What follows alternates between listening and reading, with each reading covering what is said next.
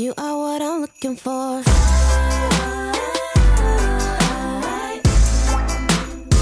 know what I'm looking for.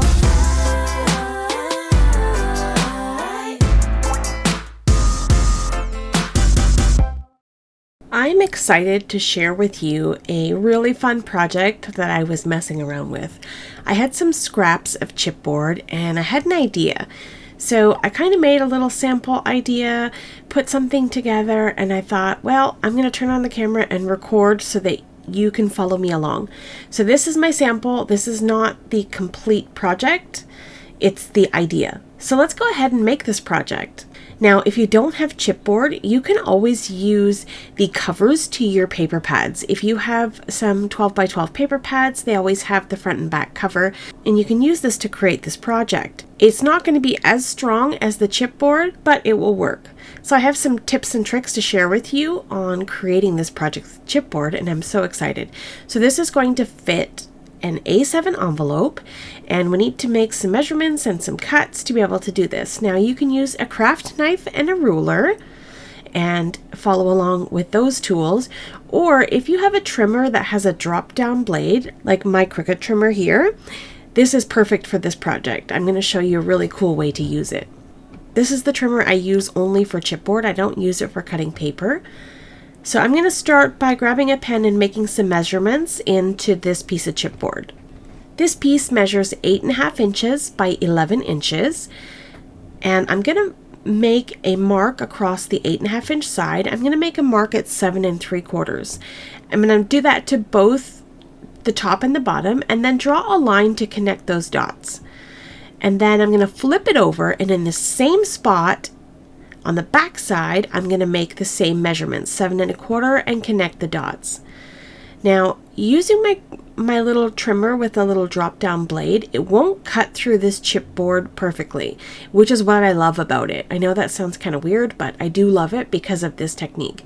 So when I use my chipboard, I always press it up to the top of my trimmer guide so that it stays nice and straight, and I bring my blade down to the bottom and push up when I make my cuts. This way my chipboard doesn't move and I get a nice straight cut. Then I'm going to flip it over and put that little pen mark right in the same spot and make my cut, and my chipboard just pulls away. It cuts perfectly, and it's not all messy or jagged or anything, and I get the exact measurement that I need. Okay, so the first piece that we've cut here is going to be the base of our box. And I figured out some measurements here on my box and just sort of wrote them down on my sample because I wanted to tweak my original design. Alright, so I've got my ruler and my pen back, and I'm going to line up my ruler right to the edge of my chipboard. I want to make sure that it's right at the edge, and I'm going to make a mark at 4.5 inches and then 5.5 inches. And then I'll go to the other side and make another mark and make sure my ruler's lined up right to the top. Make another mark at 4.5 and 5.5, and then I'm going to connect those dots. So I'll just draw a line from one side to the other. So the purpose of these lines are just to guide us where we want to cut.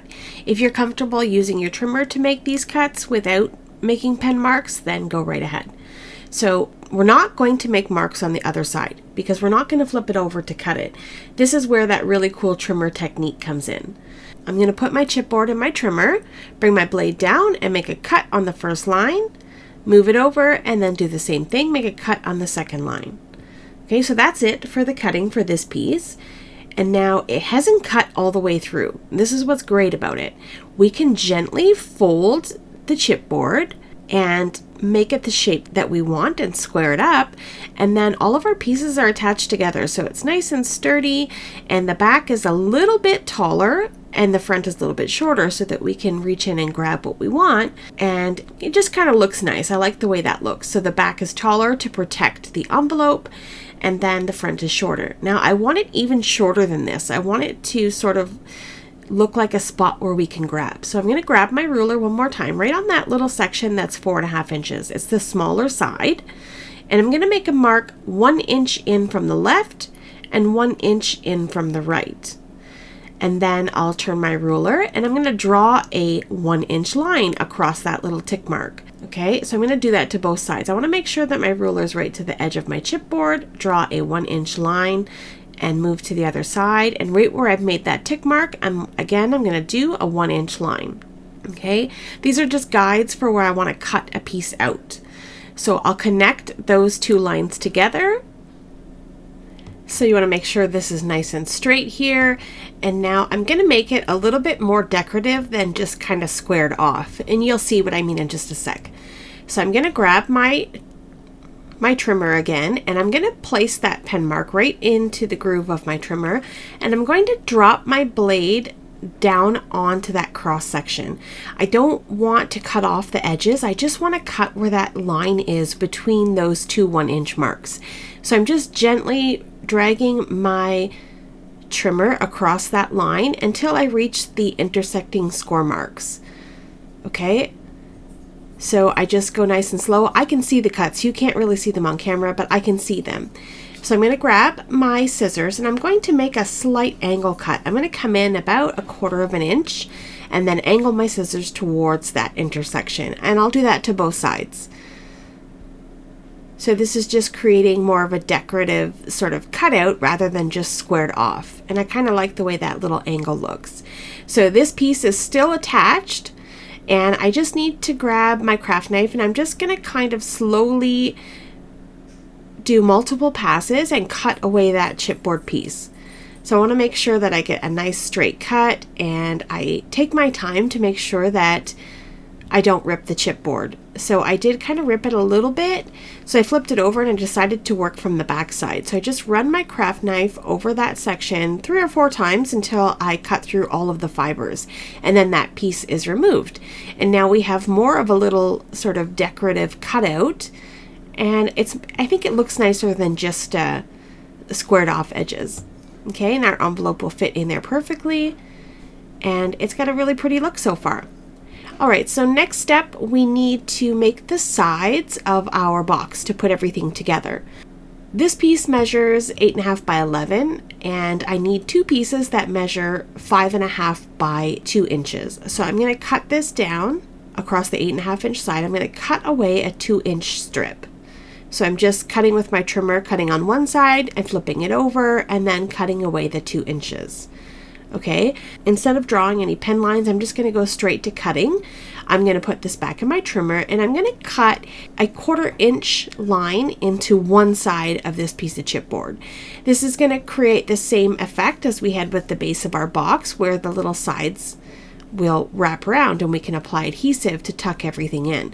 So I do 1/4 inch on one side, then I flip it over, and I do just one little tick mark past a 1/4 inch. Just so that it will fit nicely in between the sides of our box without any stress.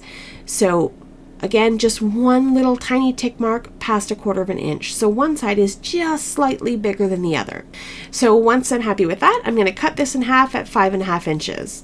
So I'll cut one side 5.5 inches, I'll flip it over and cut the other side at 5.5 inches. And now we have 2 pieces that have our little cut marks on either side. Okay, and you'll see how all this comes together in just a sec. These little 1/4 inch strips is where we're going to apply adhesive and attach it to the inside of our box. So I'm just going to work in the corners here and fold them in, and then I'm going to grab my box. So you'll see the front is shorter and the back is a perfect size. So I need to make some cuts to this little side piece so that everything will, come together nice and smooth. So I'm just going to grab a pen. I'm going to fit that little piece in like a puzzle. I'm going to grab a pen and then kind of mark how far up my box comes on this piece, and then draw an angle up to the top corner. Okay, so you have a little something that looks like this. Now I'm going to come in and cut along those lines. I'm going to make a little angle cut on that one side there just to get rid of the bulk so nothing sticks up. And then I'll follow my little pen guide here, cut all the way down to that line, and then cut this little piece away. Okay, so now we have a perfect shape that matches our box, and it will fit right inside of there nicely. Now this little top piece here sticks out just a little bit, so I can come back in with my scissors and cut away that little tip so that it's nice and flush with our box. And then I'm going to take the 2 pieces, with the score lines and place them on top of each other with the two score lines facing each other. And I'm just going to trace around the cuts that I made so that we have two symmetrical pieces. I just want them to look the same, and I want to make sure that I don't cut it backwards so that it doesn't end up kind of being angled the wrong way. So that's why I flip them and face the two cuts together and then trace it. Okay, I hope that makes sense. So I've got two pieces, and now these are ready to go inside of our box. So I need to add some adhesive here, and I've got some 1/4 inch double-sided tape, and I'm going to put them on both sides of these pieces of chipboard. I just want to make sure that everything fits together and nothing sticks out, and if it does, then we just come in and trim it away. I'm going to pull this box together. Now I only work on one side at a time because I want to make sure that my box is nice and square. So I'm going to start on the back. Now on the back section here, I'm going to apply a strip of liquid adhesive on either side, and then I'll remove the release paper on the longer side of the side pieces, and then I'm just going to take my time to square this up. I'm going to line up those pieces. I'm going to fold it nice and square and line them up to the edge and make sure that nothing sticks out and everything is nice and flush, and that's perfect. Okay, looks good. I'm happy with that. Now I'll work on the other side, remove the release paper off of that as well, and then stick this down. I use the box to my advantage to help me square everything up so everything meets together perfectly and our box doesn't end up sort of wonky.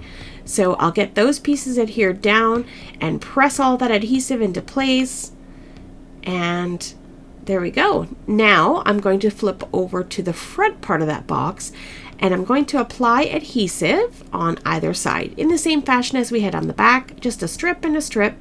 This little liquid adhesive allows us a little bit of wiggle room. It allows us to sort of attach our adhesive and shift it to make sure the box is square. So I'll just work on one side at a time, make sure that it's lined up nice and square, and press all the adhesive into place, and this looks great.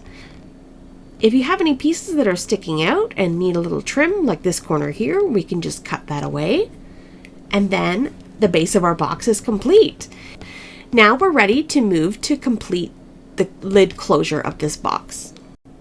For the lid closure, I've got a scrap of my chipboard here, and I'm just going to cut this down to 7 3/4.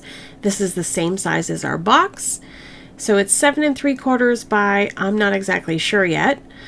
I'm going to make a cut into the chipboard at 1 inch, and that's going to be the part that attaches to the top of our box to hinge the lid.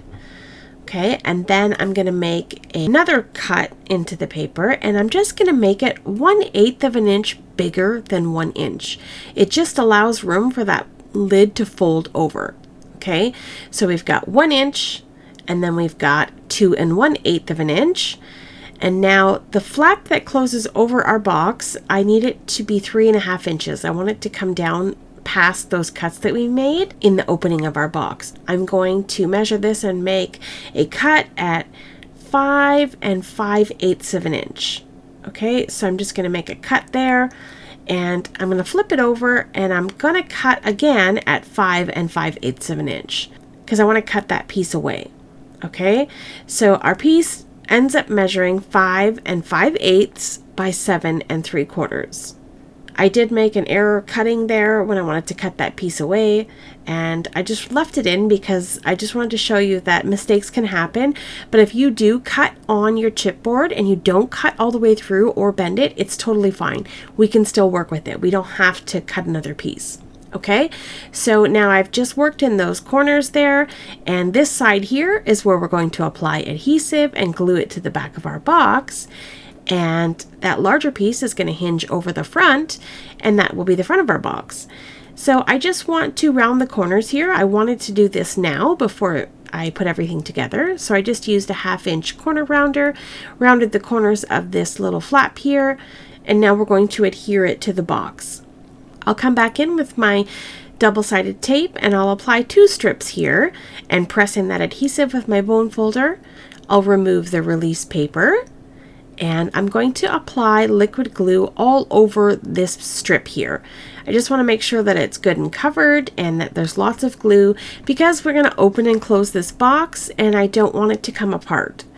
So once I'm happy with that, I'm going to fold that little top flap, making sure that everything lines up, and I'm going to sit it on top of the box and press in that adhesive. And I want to make sure that everything is nice and flush. And again, if anything is sticking out or, isn't perfect, we can always come back in and trim it. So once I get that lined up, I'm going to press in all of that adhesive to make sure that we have good contact with the chipboard and our closure is going to be nice and strong. So there we go, perfect. Now, because we have a slight angle on the side here, I don't want to close my box and cause stress on the cards. So I'm going to apply some magnets to this cover, and when I do, I want to make sure that my lid is square and not angled. Okay, so I have some of these little adhesive back magnets from Basic Gray, and there is a plus and a minus. I'm going to use 3 sets of magnets to close this little box. So I'm just going to pull out 1 plus and 1 minus, and I'm going to stick them together. So I'll let them just sort of attach together so I can see the plus and minus on each side. And I'll do that to 3 sets of magnets. I'll remove the release paper and place it where I want it on my little flap closure. Okay, so I have the plus side is attached to my chipboard and the minus side is sitting on top. So we'll remove those adhesive strips and then I'll close the lid of the box and square it up. And I also grab a T-square ruler to help me make sure that my lid is squared when I press in those magnets, because then that will determine how the box is going to always be. So I want to make sure that's nice and square. Okay, and then I'll press in the magnets and they'll attach to the other side. Now the middle one didn't attach, so I just put some things inside of my box to give it a little bit of pressure so I could push on it so the middle magnet would attach. And there we go. Our magnet closure is complete. We can cover this with beautiful decorative pattern paper to suit whatever little note card set that we put inside of this box. And as I mentioned before, if anything is sort of sticking out and is not flush, we can always come in and trim that away. All right, our box is ready to seize some beautiful paper action. This is so cute and such a lovely gift set. When it's completed, it's going to blow your mind. I'm so excited to share with you the finished project here. So we have our closure, our box is all ready. Now it's time to make some stuff to put inside of here. Well, actually, we're going to decorate the box first and then make the stuff to go inside. So I have some black cardstock and I also have this set of acrylic markers. This is a really cool set of markers. It's double-ended. There are 2 different colors in each pen. And my idea here is to go around the outside edges of the chipboard to cover it up so that it looks black. Now, if you have black chipboard, then by all means use that and skip this step completely. But I feel like this just helps clean up the edges and make everything look sort of nice and cohesive, and it helps when we don't get perfectly straight cuts. You can't really tell. So I've just got some cardstock. I'm not going to bother giving you the measurements here because I feel like everyone's box in the end is not going to be the exact same size. So I just grab my cardstock, I fit it around my box, and for my little front pocket there, once I've got my cardstock fitted around the box, I'm going to grab a pencil and just sort of draw an outline of my little indent there so that I can fit it around my box and everything will, just meet up and be nice and clean. So I'm just checking to make sure my pencil lines will meet right to the edge of the box, and then I'll go ahead and trim out as straight as I can. And I really take my time. I sped this up, but I really do take my time and cut nice and slow to make sure everything is straight and that I don't get sort of wonky. So there we go. This is going to cover up our front and wrap all the way around the bottom and the back of the box. All one piece, just fit around the box, and I add some liquid glue and make sure I get my glue right to the edges of my paper because I don't want the paper to sort of peel up or get caught or tear on anything. So I do apply liquid adhesive right to the very edges. So I've got that whole piece glued around all the way around the front, the bottom, and the back. And then for the rest of the pieces, I'm just going to cut up individual pieces and cover it with black cardstock. And if there are any areas where I didn't cover up my chipboard completely, I come in with that paint pen and just, you know, kind of scribble around the edges to make it black and cover up that brown chipboard. And then my little black cardstock pieces will fit perfectly over top and you can't even tell. So I really like that. It looks really nice. So I cover the entire box, the sides and the back and the inside as well. I didn't go all the way down to the bottom of the inside of the box, but just enough where you could see. And there we go. Our box has its base and we're ready to add some beautiful pattern paper. So I'm going to be using Carta Sparkling Christmas 12 by 12 paper pad set, and I also have some gold mirror cardstock, and I've just cut up a bunch of pieces and I'm gonna cover the box with layers of this gold paper, also leaving like a 1/16 of an inch or 1/8 of an inch border all the way around so that we see that nice black, and then we also get that beautiful gold. I'm going to cover the entire box and I just cut them to fit. I do one piece at a time. I measure, I reduce the cut about 1/8 of an inch and just glue it down, and it's beautiful. It looks so pretty. It's really, really elegant and classy. It's got a really nice, elegant, classy feel. I didn't bother with the sides or the bottom with the mirror cardstock. I thought this was beautiful just the way it was. So now I'm going to start cutting up some papers and do the exact same thing as I had done with the mirror cardstock. I'm just cutting it 1/8 of an inch shorter than the size of the mirror cardstock so that I can get a nice gold border around all of my patterns. And then for this part here, I used some of the fussy cut elements and I just created a little design on this part of the box. And I split up the 3 little pieces, leaving gold trim in between and all the way around. So I really fell in love with the way this box looks. I love the stockings on the lid, and I just went ahead and ran different pieces of pattern paper all over the box in the areas that I wanted to decorate. You could do whatever you want to do. It doesn't have to be Christmas. You can create, you know, birthday cards or thank you cards and make it whatever theme that you want. I just really love this sparkling Christmas pattern paper, so I wanted to use that today. So there we go, the box is done.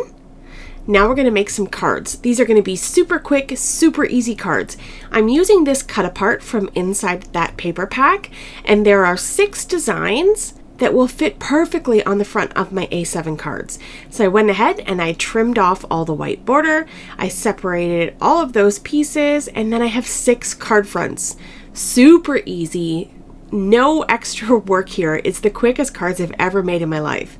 So I'm gonna mat these on the gold cardstock, and then I'll trim them all out, and I'll have 6 pieces with a nice 1/8 of an inch gold border all the way around. And then I'm going to do the exact same thing with black cardstock. I thought, let's go one more matte layer and add some black cardstock so everything ties together nicely, and we have a gold and a black matte layer on this beautiful white card base.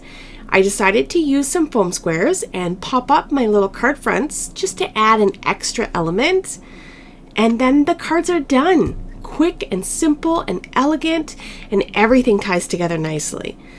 Now I have 6 A7 envelopes and 6 cards. Now, if you wanted to fit more cards into this box, you can skip the dimension. I really felt like the dimension added a little extra something, and it made the cards look beautiful. There's one card that doesn't have a sentiment on it, and because there's dimension, the cards don't quite fit. I didn't really think this through before I put my dimension in, so when I stuffed my cards and my envelopes into the box, it was really tight. It was really tight and it was kind of bulging. So I thought, I'm going to remove that card that doesn't have a sentiment. So I'll just end up with 5 cards and envelopes in this box. Now, like I said, you could skip the dimension, and then you could probably put 8 cards in here if you didn't put dimension. And then there we go. We have a beautiful Christmas card set in this gorgeous box made from chipboard. It's nice and sturdy. This could be a lovely gift or a craft fair item. These are wonderful gifts to give to anyone at any time of the year. Okay, that's going to be it for today's video. I hope that you enjoyed this Chop It Up inspired project where we chopped up some chipboard, some pattern paper, and made an absolutely beautiful note card set. If you haven't subscribed to my channel, please do. I'd love to have you along my card making journey. Leave a comment in the description box down below if you enjoyed the content that I shared with you today. Coming up on screen are a couple of videos I think you may enjoy. Have yourself a lovely day, and I'll see you in the next one. Bye!